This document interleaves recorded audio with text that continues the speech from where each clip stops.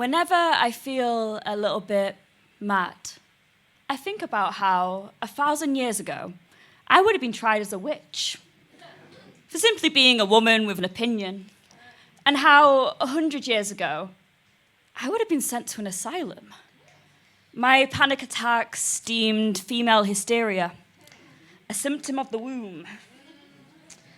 Only to be cured, of course, by marriage and childbirth, or if that didn't work, then throw away the keys for good. And how 100 years ago, I would have been lobotomized. Whew. For not being a dutiful wife, for wanting anything more out of life. And how only 50 years ago, I would have been forced through conversion therapy for simply loving another woman.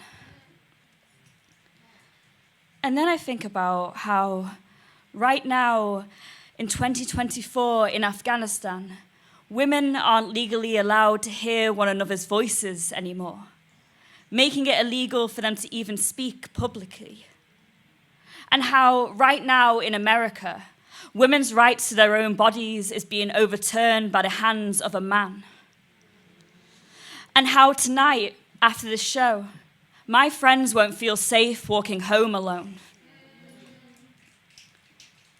And I think about all this as I walk home tonight, clutching my keys into my palm.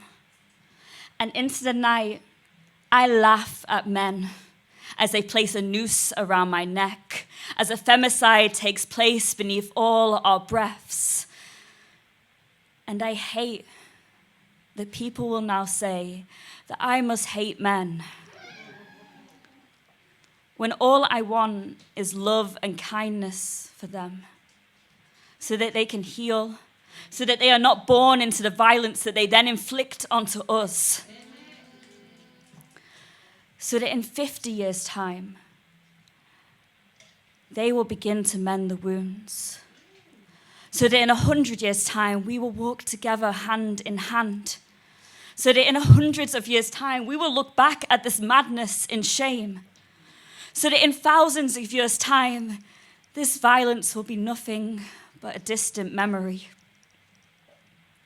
All I want is a day when sexual assault towards women sounds as ridiculous as burning us at the stake. And so, I place my hand into the flame towards all men, partly because I love them, but mostly because I want to protect women. Thank you.